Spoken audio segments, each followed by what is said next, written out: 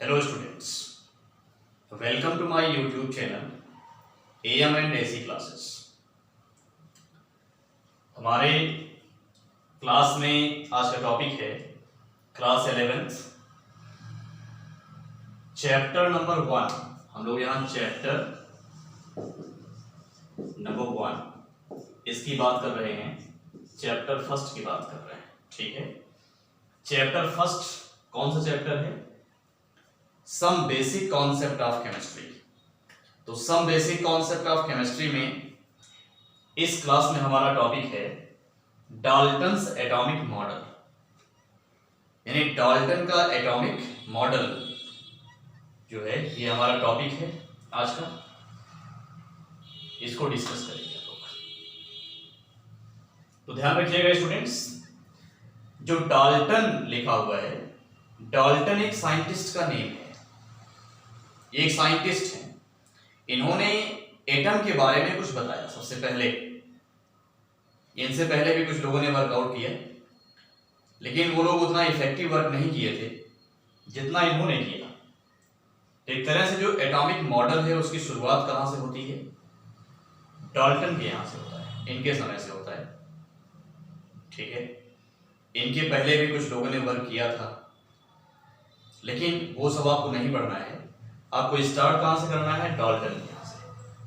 तो डाल्टन ने एटम के बारे में कुछ बताया था कि एटम कुछ होता है। क्या होता है यहां हम लोग समझेंगे इस क्लास में। तो आपको हम बता दें, जो एटम है, जिसको आप लोग जानते हैं कि एटम किसी भी सब्सटेंस का स्मॉलेस्ट पार्टिकल है। इसको आगे डिवाइड कर सकते हैं फंडामेंटल पार्टिकल्स में। और एटम जो है केमिकल रिएक्शन में पार्टिसिपेट करता है। एटम स्टेबल स्टेट में नहीं होता, इसीलिए केमिकल रिएक्शन करता है। मतलब एक एटम दूसरे एटम से कंबाइन होकर के मॉलिक्यूल फॉर्म करता है। और एटम को हम डिवाइड करते हैं फंडामेंटल पार्टिकल्स में। फंडामेंटल पार्टिकल्स कौन कौन से होते हैं स्टूडेंट्स? जो एटम के अंदर होते हैं। एक होता है इलेक्ट्रॉन, दूसरा आता है प्रोटॉन, तीसरा आता है न्यूट्रॉन। इलेक्ट्रॉन, प्रोटॉन, न्यूट्रॉन, ये फंडामेंटल पार्टिकल्स हैं। इनको सब एटॉमिक पार्टिकल्स भी कहते हैं। इनके अलावा उसमें और पार्टिकल्स होते हैं। तो जब कभी हम एटम के बारे में डिटेल डिस्कशन करेंगे, जैसे आपको एक चैप्टर पढ़ना है, इसके बाद वाला सेकंड चैप्टर एटॉमिक स्ट्रक्चर। तो एटॉमिक स्ट्रक्चर चैप्टर में हम लोग एटम के बारे में ही बात करेंगे। तो वहां पर उसको डिटेल डिस्कस करेंगे। तो खैर हमें अभी उतना डिटेल यहाँ इस क्लास में नहीं जाना है। बस ये समझिए कि जो एटम्स हैं, जो एटम होता है, उसके अंदर भी कुछ पार्टिकल्स होते हैं। कौन कौन से हैं उसको हम आगे डिस्कस करेंगे। तो डाल्टन का जो मानना था एटम के बारे में, वो क्या था, इसको समझ लेते हैं। तो डाल्टन की बात हम बाद में करते हैं। सबसे पहले हम यहां पर काम करेंगे कि जो एटम है, एटॉमिक मॉडल लिखा है ना, तो एटॉमिक किस वर्ड से डिनोट किया गया? नहीं सॉरी, किस वर्ड से लिया गया? एटम से लिया गया। एटम से एटॉमिक बना। ठीक है, तो ये एटम क्या होता है? एटम के बारे में कौन बताएगा? डाल्टन नाम के एक साइंटिस्ट ने बताया। तो उन्होंने क्या बताया उसको अभी डिस्कस कर लेते हैं। लेकिन थोड़ा उससे पहले हम एटम वर्ड पर डिस्कस करेंगे। जो ये शब्द है ATOM, इसकी स्पेलिंग है ATOM। ये स्पेलिंग मिलकर के क्या बना रही है? एटम। तो एटम एक वर्ड बन गया, एक शब्द बन गया। जो शब्द बना एटम, इसके बारे में थोड़ा सा हम डिस्कस कर लेते हैं कि ये कहां से आया, इसका मतलब क्या होता है। और इसके मतलब को यदि आप समझ जाएंगे तो आप ये भी समझ पाएंगे कि डाल्टन ने इनके बारे में क्या कहा था। मतलब इसके बारे में उन्होंने क्या कहा था, ये भी आप समझ जाएंगे। तो जो एटम होता है, एटम एक ग्रीक वर्ड से लिया गया है। ग्रीक एक कंट्री है, तो वहां का जो वर्ड होगा उसको हम कहेंगे ग्रीक वर्ड। वो ग्रीक वर्ड कौन सा है? उसको हम कहते हैं एटोमोस।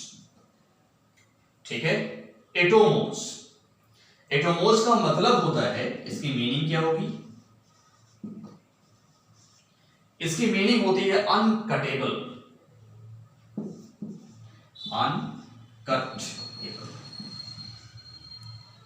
कि जिसको हम फर्दर कट ना कर सकें, जिसको हम उससे भी आगे डिवाइड ना कर सकें, उसका मतलब होता है अनकटेबल, जिसको हम डिवाइड ना कर सकें, दो या दो से ज्यादा भाग में उसको बांट ना सकें, दैट इज अनकटेबल। तो एटम जो है वो कैसा होता है? अनकटेबल होता है, क्योंकि एटम को लिया गया है ग्रीक वर्ड एटोमोस से। ये तो हमने आपको एक नॉलेज के बेसिस पे बताया, लेकिन जो एनसीईआरटी बुक है उसमें ये लिखा है कि atom word is taken from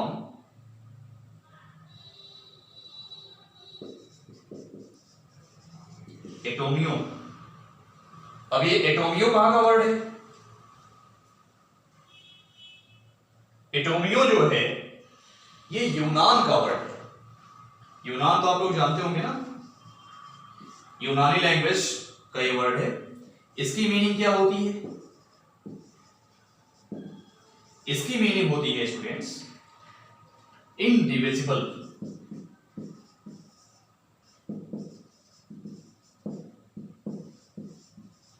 indivisible इसकी मीनिंग होती है। तो इनडिविजिबल कहा जाए या फिर अनकटेबल कहा जाए, दोनों का मतलब एक होता है। दोनों का मतलब क्या होता है? एक होता है। ग्रीक के लैंग्वेज में ये एटोमोस से लिया गया है और यूनान के लैंग्वेज में ये एटोमियो से लिया गया है। एटम को एटोमियो से लिया गया है। एटोमियो मीन्स होता है इनडिविजिबल। ग्रीक लैंग्वेज जो एटोमोस है उससे लिया गया है एटम, उसका मतलब होता है अनकटेबल। यहां पर दो कंट्री का नाम लिया हमने, यूनान और ग्रीक। दोनों में एटम का मतलब क्या है? एक है, मिलता जुलता मतलब है कि उसको आगे हम डिवाइड नहीं कर सकते। तो आप चाहे इसको याद रखें या फिर इसको याद रखें या दोनों को याद रखें, मतलब उसका एक ही होगा। तो हमने थोड़ा सा देखा यहां पर कि जो एटम शब्द है इसको कहां से लिया गया, इसका मतलब क्या होता है। तो एटम का मतलब होता है अनकटेबल या फिर इनडिविजिबल। तो इसी बेसिस पर जो डाल्टन नाम का एक साइंटिस्ट था, उसने क्या बताया था हम लोगों को? उसने ये बताया कि एटम को हम डिवाइड नहीं कर सकते two or more than two parts में। तो डाल्टन के एटॉमिक मॉडल के अकॉर्डिंग जो एटम होता है उसकी डेफिनेशन क्या होगी? उसकी डेफिनेशन होगी कि एटम इज, इसको ऐसे लिखेंगे, एन एटम। हम किसी एक एटम की बात कर रहे हैं, जो हम किसी एक के लिए बात कर रहे हैं वही सबके लिए अप्लाईकेबल होगी। कहने का मतलब ये है। तो an atom is smallest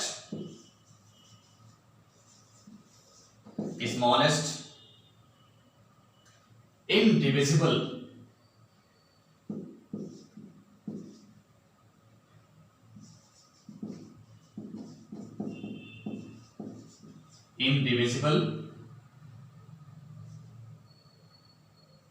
particle of an element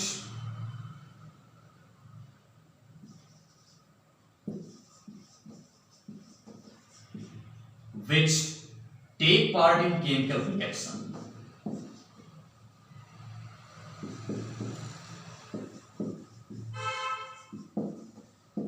in chemical reactions।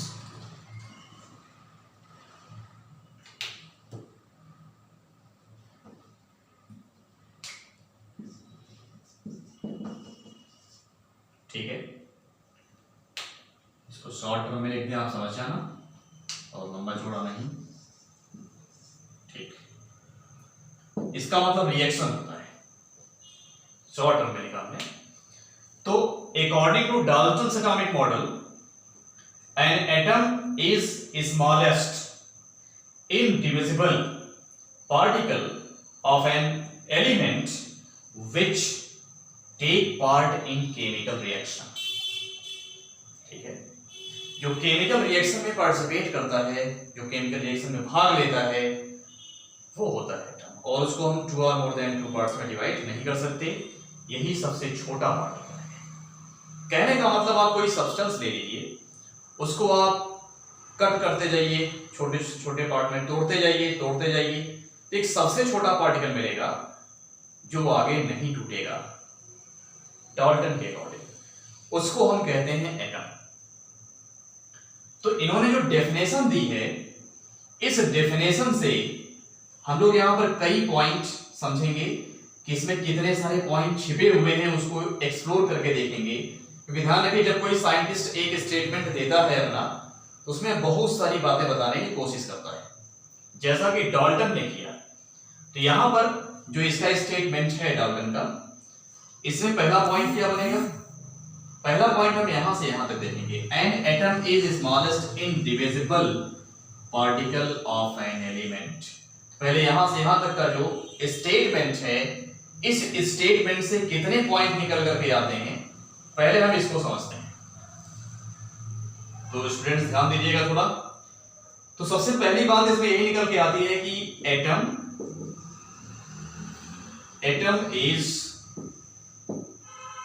Is indivisible. ठीक है, एटम इज इनडिविजिबल, सबसे पहला पॉइंट निकल के आया। इसका मतलब इसको हम आगे 2 or more than 2 पार्ट्स में डिवाइड नहीं कर सकते। दूसरा पॉइंट क्या निकल के आएगा? इसने कहा है कि smallest indivisible particle of an element.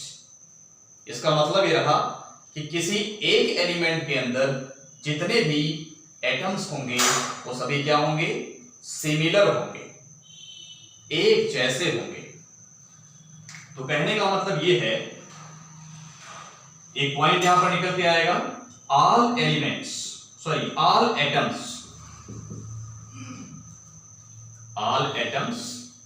Of a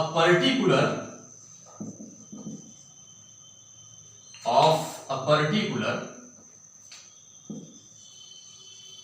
element is नहीं बल्कि are similar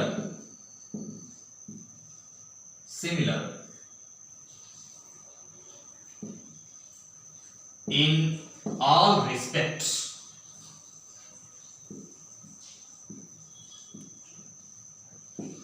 like shape, size,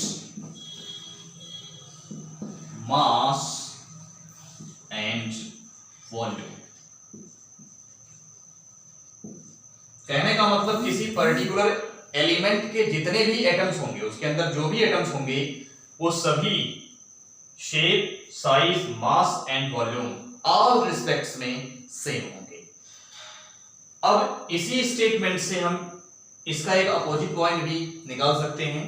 हम ये कह सकते हैं कि डिफरेंट एलिमेंट के जो एटम्स होंगे वो ऑल रिस्पेक्ट में डिफरेंट होंगे।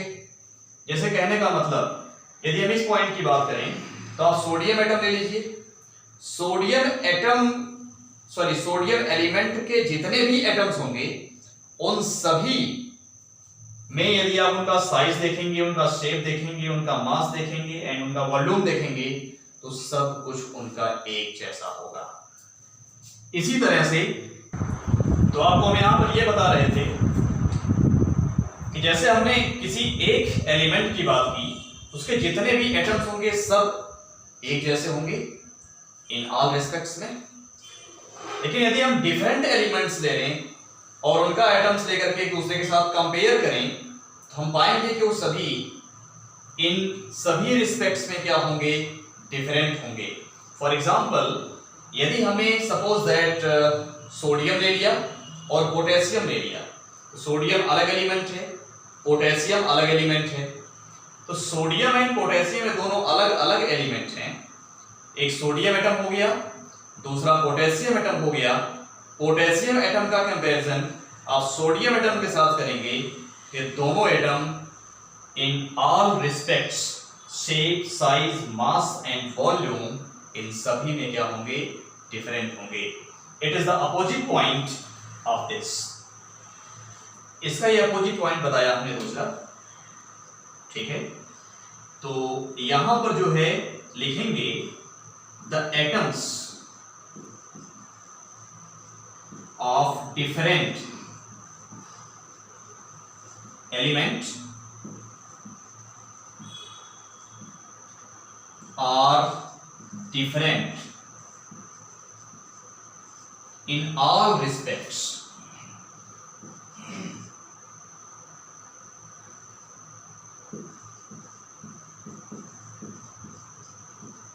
in all respects like shape, size, mass and volume। समझ आइएगा आपको। नेक्स्ट पॉइंट इसमें आता है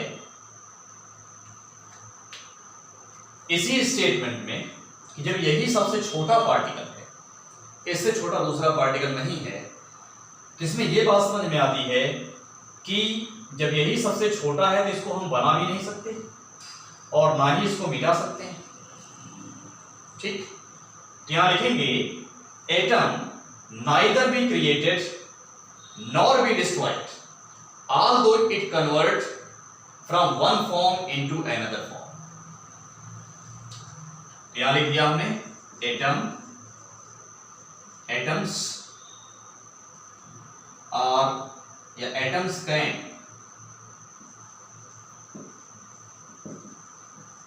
neither be created nor be destroyed although it convert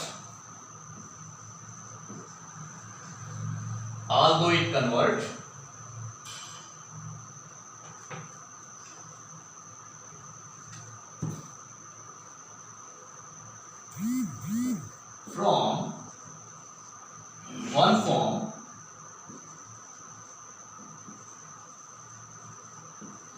into another।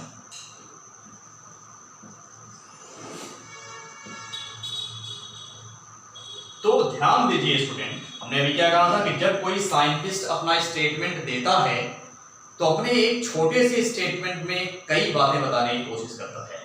जैसा आप लोगों ने देखा, उसने लिखा N atom is smallest individual particle of an element.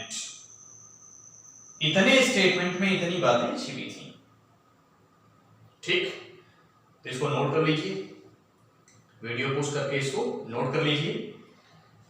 अब इसके आगे हम ये देखेंगे जो लिखा है which take part in chemical reaction. तो इसका मतलब क्या है, इसमें कौन से पॉइंट आएंगे? तो इसको अरेंज करते हैं, इसके आगे का पॉइंट लिखेंगे हम लोग।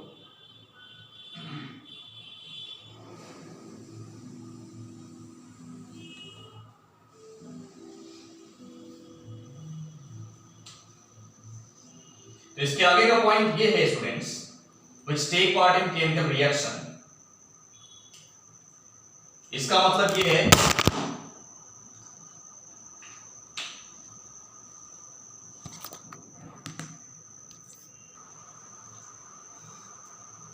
तो which take part in chemical reaction, इस पर जो है देखना है कि कौन से पॉइंट अराइज होकर निकल के आते हैं। इस पॉइंट इसमें ये आएगा स्टूडेंट्स कि जो एटम है वो स्टेबल नहीं होता, वो अनस्टेबल होता है, इसीलिए वो केमिकल रिएक्शन करता है। तो इसमें हम लिख सकते हैं कि एटम इज अनस्टेबल,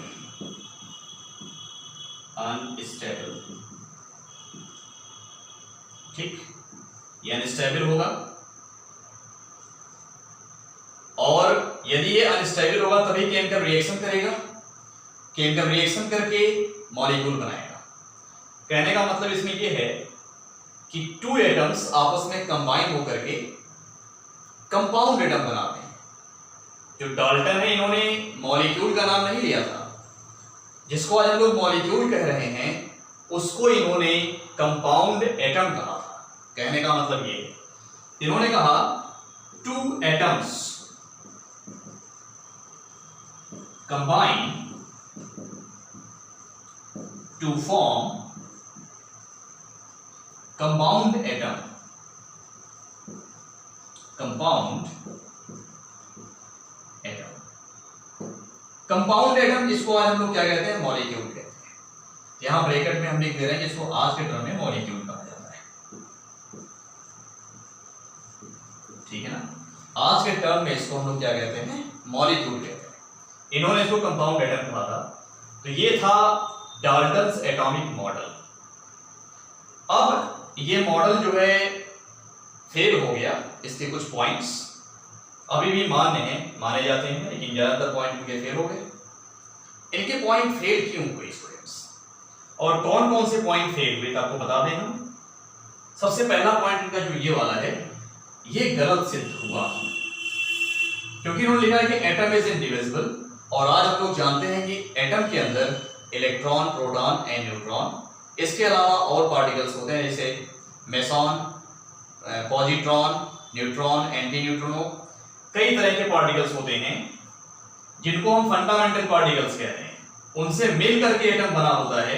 इनका ये वाला पॉइंट गलत सिद्ध हुआ कि एटम इनडिविजिबल नहीं बल्कि क्या है, डिविजिबल है। तो it is the drawback of Dalton's atomic model.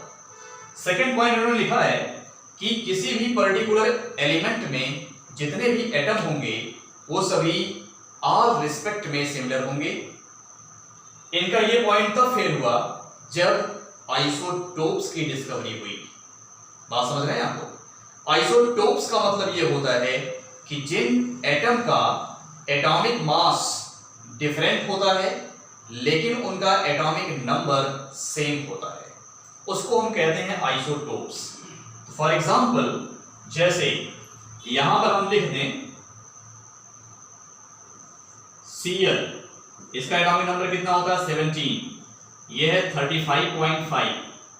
दूसरा Cl होता है, वो होता है 36, 17। या इससे बेटर एग्जांपल जो बहुत ही फेमस आप वो ले सकते हैं, वो एग्जांपल कौन सा है, कार्बन है।